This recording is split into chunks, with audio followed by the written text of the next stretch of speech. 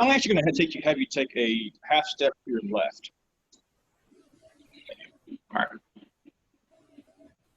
And I'm going to mess with the color in it real quick, and then we should be ready to rock. Stand by.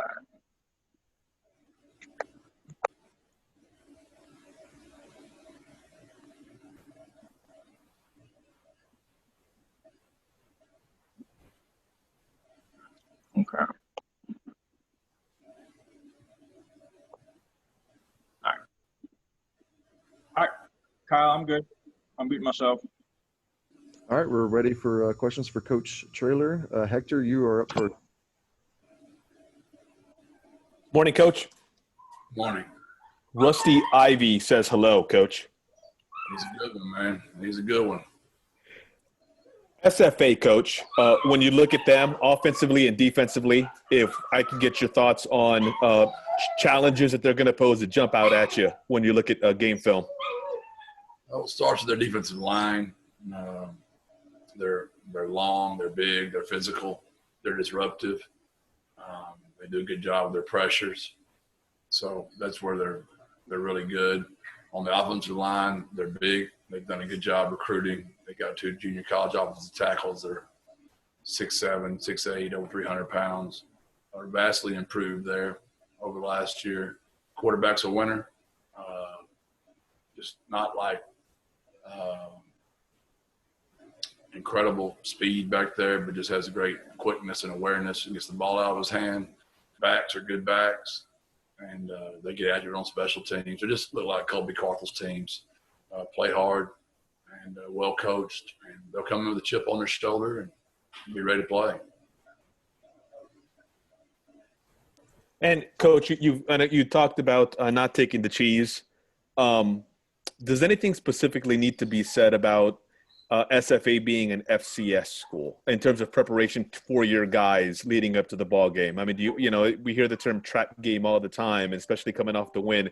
Does that need to be, as a head coach, do you address that at all with your kids this week? For sure. We played a game with them yesterday. Like, guess how many FCS teams have beaten the FBS school in the last 5 years? Some of the kids said 5, some said 10, some said 15, some said 20, some said 25. But they were for sure it wouldn't be over 30, and the answer is 38, and we don't want to be number 39. Thank you, Coach. JJ.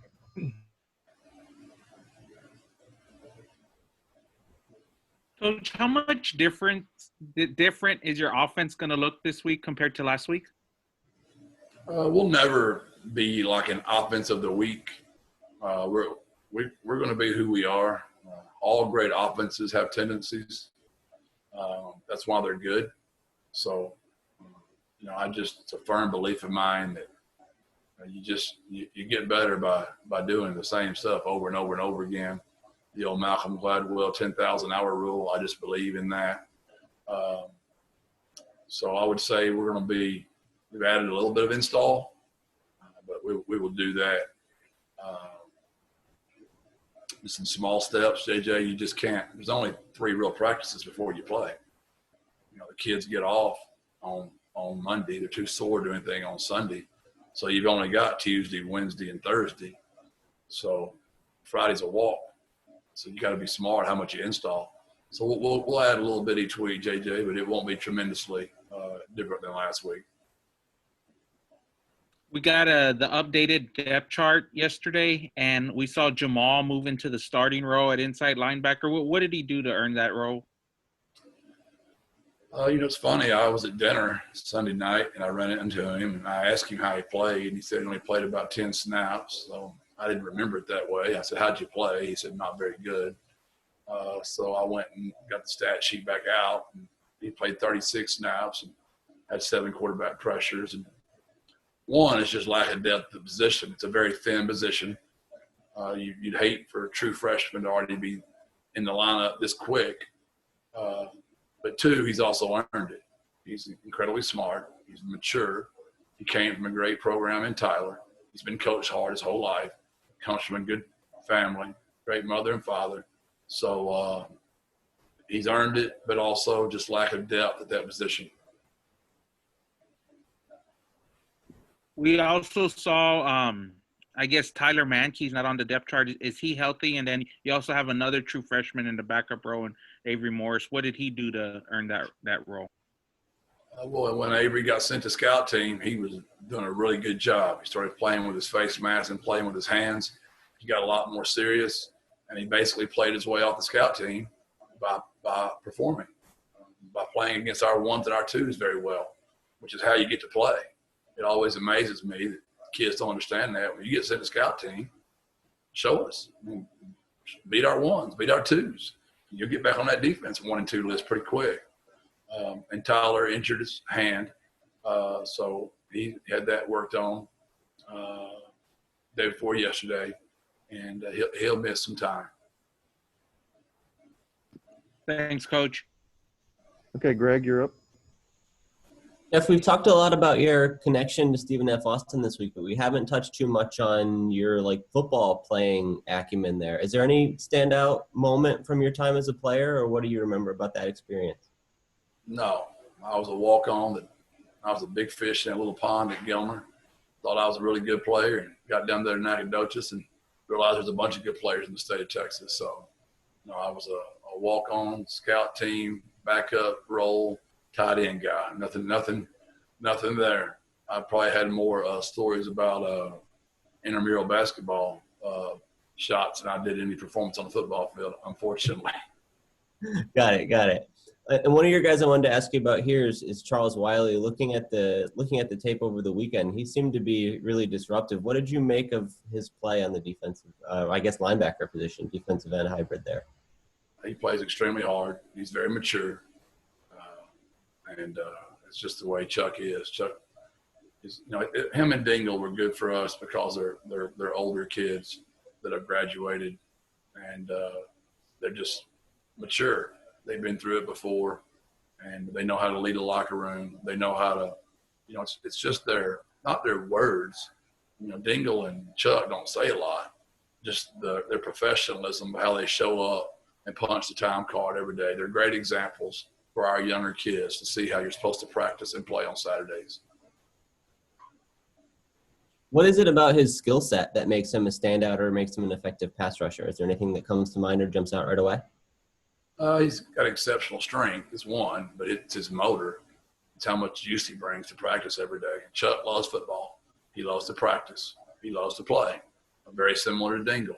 You can't have enough of those guys around that love football and love to practice. And that's what both those kids bring. How much do you know about Chuck's decision to transfer and why he ended up here? I know he had I assume he had a pretty good relationship with Coach Nix, but what can you tell me about that process? I couldn't tell you anything about it more than I saw he's in the transfer portal, and when we saw that, we started recruiting him. We were blessed to get him. Is it a challenge for a guy who was playing at an SEC program to come to the Conference USA level and make that transition, or what goes into that?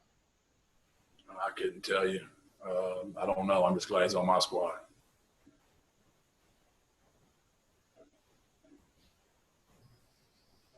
Okay, anything else for Coach? All right, appreciate it. Thank y'all. Appreciate it. Jeff.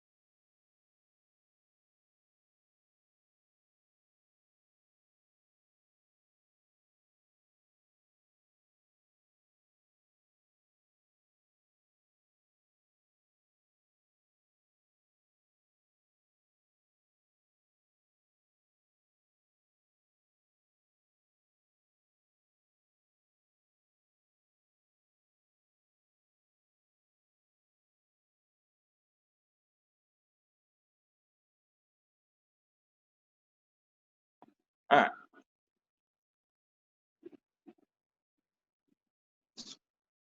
So there's a kind of a black line on the floor right below you. It should be look on the ground.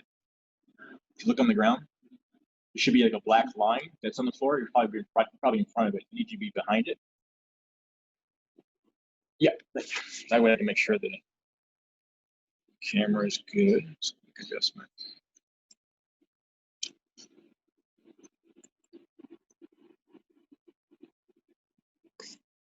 If you don't mind, just kind of give me a quick 10 count just to make sure your audio sounds good.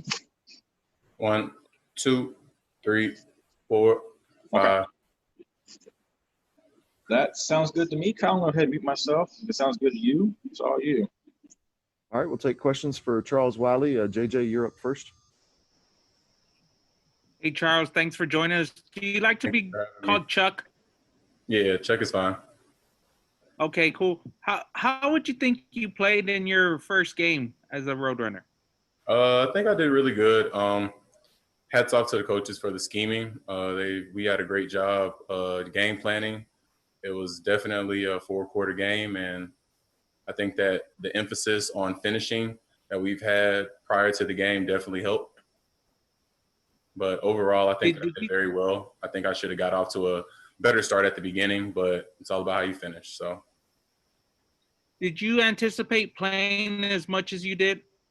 Honestly, it's no real game plan. I mean, it was just I was hot. They kept me in. So the biggest thing for me was just staying in, doing what I was supposed to do, and whether I get 5 plays or 50 plays, I'm gonna do my 111. All right, thanks. Okay, Greg, you're up. Chuck, how you doing? Doing great. How you doing? I'm good. I'm wondering what sort of skills or attributes do you feel like you bring to the defense? Where do you stand out as a player? For one, I'm old. I'm older than a lot of the guys, and I think that I played a lot at Ole Miss, and I think that definitely helps with bringing to this team. I'm an extremely hard worker. I don't do anything but come to work every day. I'm very aggressive. I ain't gonna find nobody as aggressive as me. And just overall, I think that I have a lot of things, but once again, every day is just a new day. So I just try and make sure I try and capitalize on something better than the previous day. What led to you landing at UTSA? What was that process like? Oh, it was an interesting process. I mean, altogether, it was just all very hectic. Honestly, it was really nothing to it. It was just kind of like a no-brainer for me. I have family in Texas. For me, it was just what school is going to be a good fit. And overall, the coaching-wise, Coach Traylor was an excellent coach. Just speaking to him, I couldn't go on any visits or anything, but just genuinely talking to him, it was just, I want to be a part of something bigger. And I feel like this is definitely the place that would be great for that. What's your relationship like with Coach Nixon? Was that a factor for you in deciding to come here? Actually, it wasn't. Me and Coach Nix are cool. That's my guy. I love him to death. But at the end of the day, work is still work. So, I mean, I could have went anywhere, and the work was going to be the same. So, for me, it was just, the atmosphere, situation that UTSA is in, everything that's going on around here. It was pretty much a no-brainer for me to come here. I know, like you mentioned, you had an established role at Ole Miss and were a contributor there. Was it tough to leave that behind, or why did you want to try something new? It was just a situation that God and my family and me all just came together, and it was something that I believe that it was just something I needed to be done. It was no real thought process behind it. It's just one of those things you can't really explain. Is unless you were in my shoes, you wouldn't really get it 100%. How similar is the defense here to what you were doing there? It's pretty similar. It's a few, kinks and twists, but for the most part, football is football. You always got to strike somebody. You always got to run to the ball. You always got to play your roles. So it doesn't really, affect me very much. Looking back at your last few years, it seems like you started at defensive end and then kind of moved into the linebacker role when they went to the 3-4. What was that sort of process like for you? Or is that even kind of how it played out? Do I have that right? I've played everything from nose guard all the way out to outside linebacker. So, I mean, for me, I'm a football player. Can't count me as any specific one position.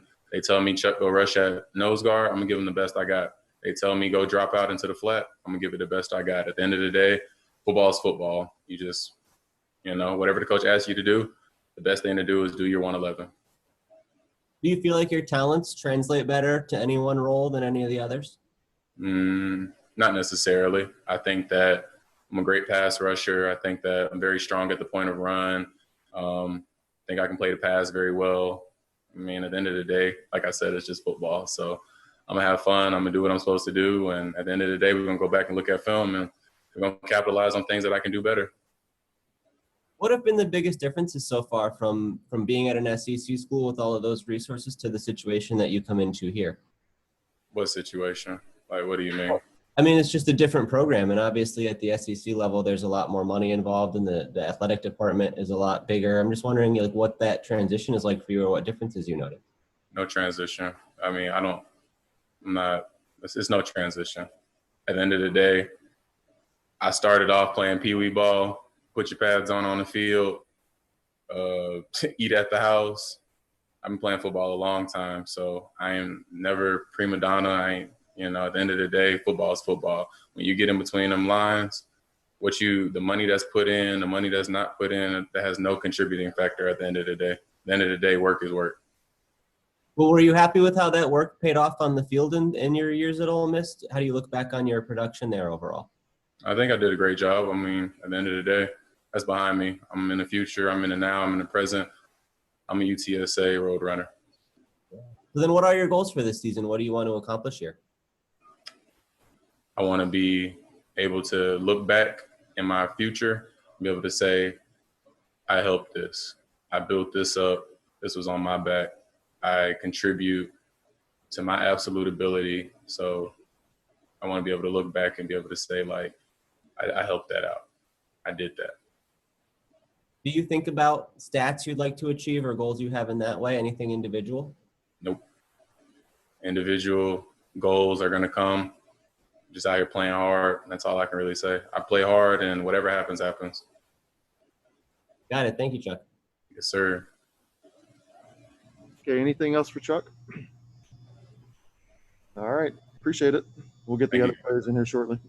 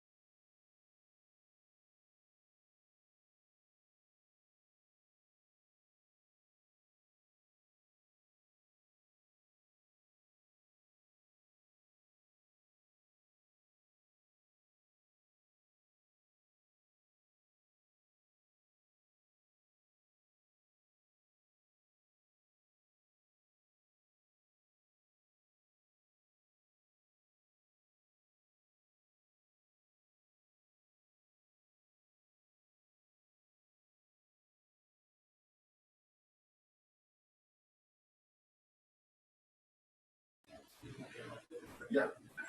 Cephus is here. Yeah, see the left feet. You look to your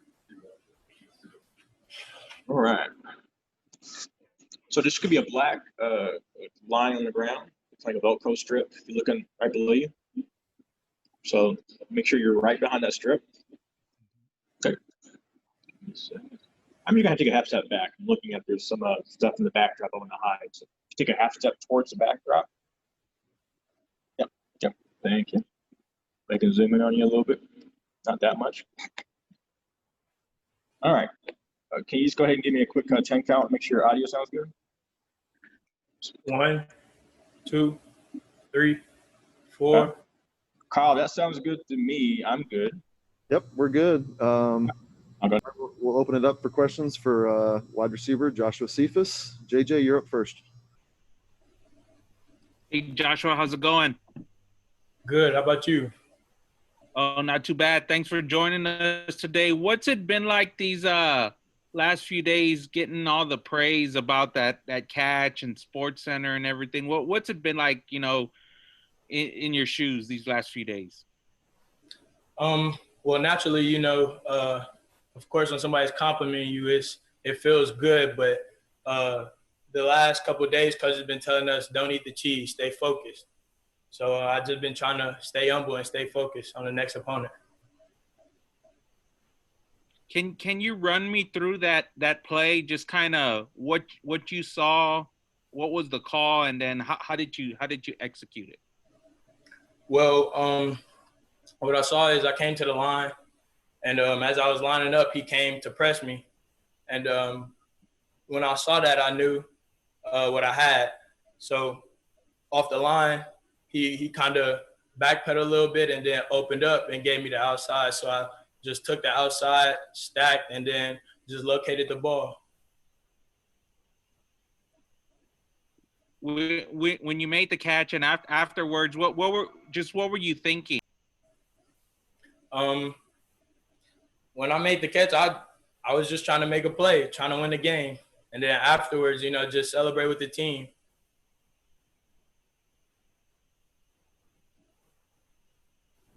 Okay, Greg, you're up. How you doing, Josh? I'm good. How about you? I'm good. How did you feel about your play overall in that game, just aside from that catch and what you brought to the team? Overall, I believe I did okay. I would give myself maybe a C+. I believe I could have gave more effort when I didn't have the ball in my hand. I believe I could have made more blocks than I did. What are sort of your standout traits or the areas that you think you bring to the team where you excel? I believe that I have the ability to pick up others. Not only pick them up, but get on them when they need it. You mentioned blocking. How much is that like a point of emphasis for you guys? It seemed that you guys did pretty well in that regard in the opener too. Blocking is huge. The coaches say in the meetings, running the football is not just running the football, and ball security is not just protecting the ball, it's also blocking. So how do you feel like you performed in that regard? Is that tough for you, or does that come naturally to you? What's it been like for you learning to do that? I believe it comes natural. Mostly you just gotta want to block. If you want to block, I believe you'll be able to do it. What are the biggest differences that you see in yourself from last year to this year? How have you kind of developed as a player? I feel like I've developed as a player more mentally, not physically. I feel like I'm smarter than last year. And then on top of experience, I'm more relaxed. So I feel like that's why I'm better this year. Do you set certain goals or expectations for yourself, or what do you want to accomplish this season? Yes, actually, I always set goals, because without them, you don't really have nothing to judge yourself on. I feel like one of my goals is I want to have at least 1,000 yards. That's a big goal for me. I want to finish. I say I want to finish the season with maybe 20 knockdowns as far as blocks, because blocks is big for me. And now you guys are getting ready for your home opener. What do you expect the atmosphere in the Alamo Dome to be like? I expect it to be packed. I know.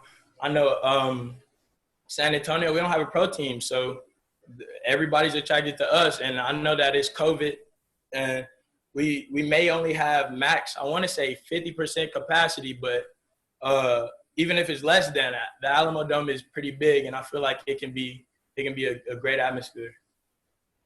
And we're getting ready to talk to one of your teammates, Brennon Dingle, here in a bit. What has he brought to your wide receiver room coming in this year?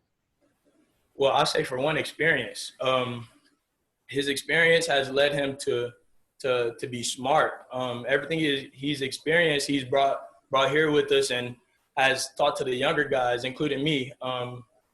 Even if I have questions, he's one of the guys that I'll go to that if I need help on something, he's the first one I go to. Is there anything in particular that you've asked him about or that he's been able to help you with? Yeah, but it's more detailed, so I can't really say anything. Okay. I mean, you could try. I mean, I could figure it out. Maybe. Okay. So let's say one-on-ones. If I feel like I didn't do something good enough as far as stacking him, I didn't use my hands well enough, I'll be like, Brennan, did you see me do this? Did I do this? Or what could I fix? And he'll enlighten me on, okay, well, you didn't use hand, you didn't club chop them to stack them. Right. Is it weird to have a guy come in new to the team and sort of take that leadership role right away? Or how was that adjustment like for your wide receiver room? I'm not gonna say weird. I would say new, of course. You just gotta adjust.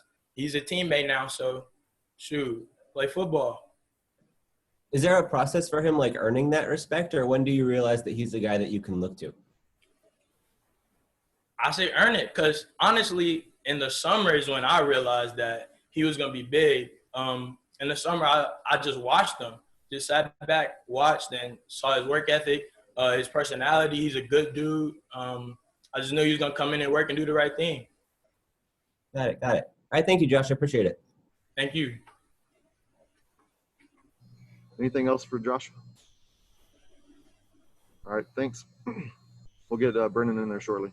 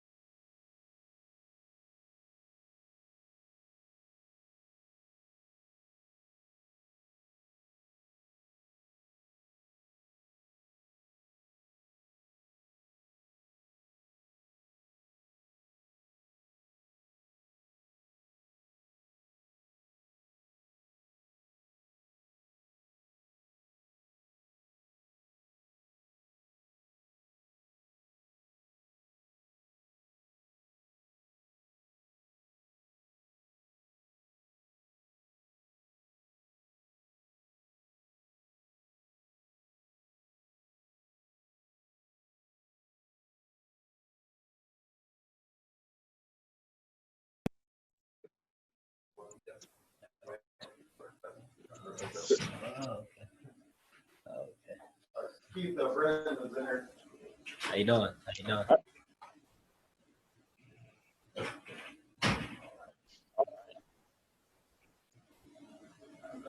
right, we're gonna go ahead and position real quick. There's a black line right in front of you. Look down. Make sure you're behind it. So behind it? Yes, behind it. So step a little closer. Step back. Good. Ready to can you do a 10 count check audio? Say it again? Can you do a 10 count to check our audio? I can't hear you that well. Brennan, just count 10 real quick. Just make sure your audio sounds good. I mean, I still Can you can't go hear ahead you. and count to 10 real quick to make sure your audio sounds good? just need you to count to 10, make some we might check your audio level. So just need Okay. you to talk, make sure your audio sounds good. 1, 2, 3, 4. Sounds good to me. All right, I Kyle, got that. mute yourself. It sounds good to you. Okay. We'll take questions for Brennon Dingle. JJ, you're up first. Hey, Brennan, thanks for joining us today. How would you say you performed in the first game of the season? I feel like it was very productive. I feel like I put together a nice first image of myself as a road runner. I contributed a good amount in the running game and got some good passes. So I feel like it was successful. Were you surprised to be able to play as much and contribute as much as you did? I wouldn't say surprised. I put in a lot of work, and we've put in a lot of work during the summer. So not surprised, but I was glad that we got off to a good, fast start. How did you end up at UTSA? Can you kind of tell us the story about, the whole process of? Well, I decided at the end of last year when I was finishing up my degree at UMass that I wanted to transfer. So with that being said, I put my name into the portal, and I'm not sure how me and Coach Stein got into contact, but we started communicating a little bit, built a little bit of relationship, and yeah, I know. Was it hard not being able to visit the school because of the pandemic going on to kind of decide on UTSA? It was a little hard at first, but with constant conversations and understanding where he's coming from as a coach and understanding, what they're trying to do as an offense, it made it a little bit easier. Even though I did not come in the spring how I was planned, I still was comfortable when I came in the summer. All right, I'm going to come back and ask some more questions. Some other guys are going to ask some more questions. Hey, Greg, you're up. Brennan, how you doing? How you doing? I'm good. I'm wondering, what are your standout traits, or what do you feel like you bring to the team specifically? Speed, just a deep ball threat. That's something that I hold myself very high on since I've got to college, just be able to stretch the field and, you get behind the defense. What allowed you to come in here and be a single-digit jersey guy and one of the leaders of the group right away? How did you establish that role? Well, I knew from day one that I wanted respect for my teammates. And, coming in as a fifth-year senior all the time, it's not you always kind of looked at it as the oddball a little bit. So I wanted to come in and just know that I'm all about, ball being from the East Coast and first time being down south and playing in Texas. It's a big step. So I just wanted to get the respect from those guys and just come in every day, them knowing that I'm going to put in the work every day and not have a day off. Yeah, Coach mentioned you're 23, you have a lot of experience, one of the older guys on the team. How does that help you adapt to a new situation or be ready to come in here and hit the ground running? Well, from my experience, I understand what they're trying to do as an offense. So I understand play calling, when they're calling certain things, why they're calling it. So it just, from my experience, it was easy as a transition. Like, it was certain plays I understood why, I understood the concept and the scheme. So it was just a hand in a glove. You have to sort of earn the respect of the other guys in the wide receiver room for them to look up to you, or how does that process take hold as a new guy coming into the situation? Well, the first day I met everyone, I just wanted to let them know, just not even from talking too much, but just from my actions, being the guy to go hard every rep, being tired, or if there's something that I didn't do correctly in a route, running it back and doing it over again, just being a perfectionist. So really, I just say just my action, not more so what I say, but just more so what I do, and just putting that foot forward at all times, just setting an example. We were just talking to Josh Cephus, and he mentions that, you might see something with him that you can give him a pointer here or there, or offer him help with maybe a route or getting off the line of scrimmage or whatever. What is your relationship like, and how much feedback do you try to offer different guys during practice or afterward? Well, I would say I have a unique relationship with individually every receiver on the team, but I just try to just every time I see something small, just to give them a little bit of feedback. And even when they see something that I did wrong, just give me some feedback. Because, just that peer evaluation is always good to help elevate your game. Just them seeing something in you that you didn't do as much, or that you could have did a little bit better, just going to elevate you a little bit. And that's what we kind of do as a group. Just keep our eyes and tabs on each other to make sure we holding ourselves to that standard of always winning and going all out. Is it tough to do that in the right way? I'm sure some guys don't like or want to be criticized or given pointers sometimes. Like, how do you make sure that you're kind of handling that appropriately?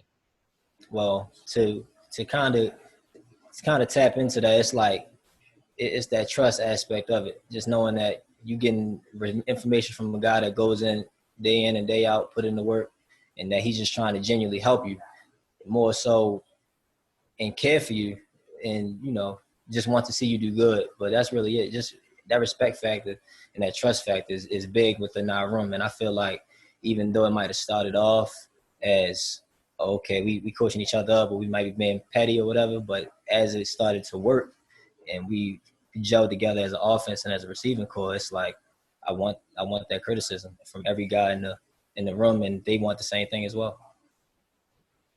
Did I see right that you and Rudy Gay are, is it cousins or related in some way? Yeah, that's my second cousin.